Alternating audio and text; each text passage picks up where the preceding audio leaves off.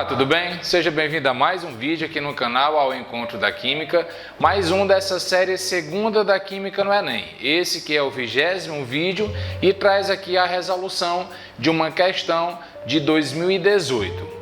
Em 1938, o arqueólogo alemão, vou ficar devendo aí esse nome, diretor do Museu Nacional do Iraque, encontrou um objeto estranho na coleção da instituição que poderia ter sido usado como uma pilha, similar às utilizadas em nossos dias. A suposta pilha, datada cerca de 200 anos antes de Cristo, é constituída de um pequeno vaso de barro no qual foram instalados um tubo de cobre, uma barra de ferro aparentemente corroída por ácido e uma tampa de betume, asfalto, conforme ilustrado nessa imagem que você vê aqui abaixo. Já eu amplio para a gente analisar melhor.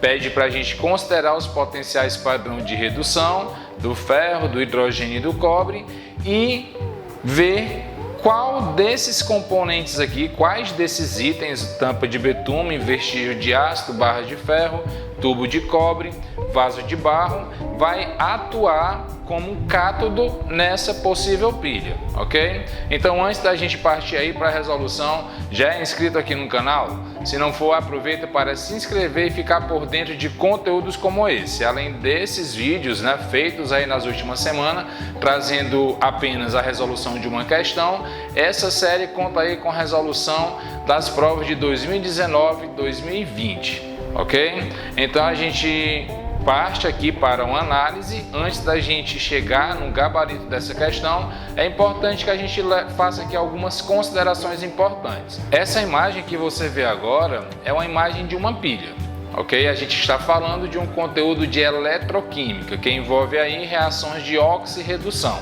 Você vê aqui à esquerda a barra de zinco, à direita a barra de cobre, seguindo a movimentação dos elétrons, no sentido do zinco para o cobre. Isso traz informações para a gente, tanto de polos negativo e positivo, como traz aí a expressão cátodo, que é o que a questão realmente aqui está pedindo, além de ânodo, e a gente sabe que essa perda de elétron que sai do zinco, ela está indicando exatamente um processo de oxidação. Como o zinco está oxidando, o cobre vai estar se reduzindo. Oxida quem perde elétron, reduz quem ganha esse elétron. E o que determina? O que determina por que não é o processo contrário? Por que não é o cobre que está sofrendo esse processo de oxidação? Quando você vê aqui nessa outra imagem, ela traz para a gente o potencial padrão de redução dessas espécies. A gente vê que, na realidade, a gente vê aqui não redução, a gente está falando de oxidação, e isso fica claro quando a gente vê o elemento e vê que ele está se transformando em um cátion 2+. Então, o que a gente tem aqui, na realidade, são potenciais de oxidação. Mas isso aí não vai interferir nos nossos resultados. O importante é que a gente saiba o seguinte: quem dessas espécies aí detém o maior valor de oxidação? A gente vê que o cobre tem 0,34 negativo, um valor bem inferior a 0,76 positivo no caso do zinco. Se o zinco ele tem um potencial de oxidação maior, entende-se que o zinco vai ser a espécie que sofre a oxidação, enquanto o cobre, que tem essa oxidação menor, portanto vai sofrer aí a redução.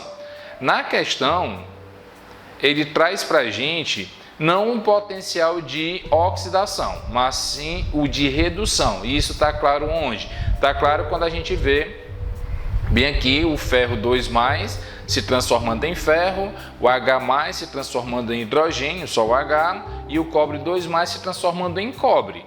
Ok? E isso indica que realmente ele está recebendo elétron, é um potencial de redução, e também ficou bem claro quando ele coloca bem aqui: considere os potenciais padrão de redução. Então, se a gente observar aqui, a gente já poderia descartar 3 itens. Eu descartaria a tampa de betume, eu descartaria o vestígio de ácido, que o ácido aqui ele pode potencializar um pouco a pilha, mas não se trata aí das espécies que vai sofrer uma redução ou uma oxidação, e o vaso de barro, ok? Ele traz para a gente o potencial de redução de quem? Do ferro e do cobre. Então, acredito que a alternativa, o gabarito dessa questão, esteja exatamente aqui entre as letras C e D, né? Como eu falei, vou ampliar aqui a imagem só para a gente chegar nessa conclusão melhor.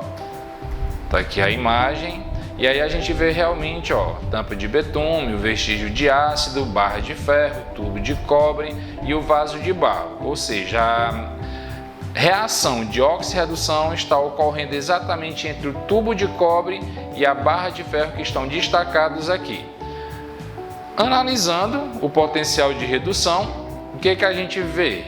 A gente vê que o potencial de redução do ferro ele é 0,44 negativo, enquanto o potencial de redução do cobre é 0,34 positivo. Conclusão, quem vai sofrer o processo de redução, o ganho de elétrons, vai ser exatamente o cobre por apresentar esse potencial de redução maior.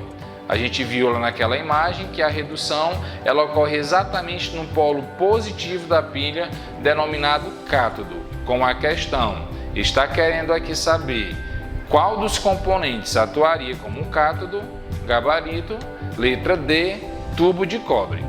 Então é isso, chegamos aqui ao final dessa resolução. Espero que eu tenha ajudado de alguma forma. Se gostou, curte aí, compartilha com teus colegas e se inscreve aqui no canal para ficar por dentro de conteúdos como esse. Tchau, tchau. Até o próximo vídeo do Segunda da Química no Enem. Até o próximo vídeo aqui no canal Ao Encontro da Química.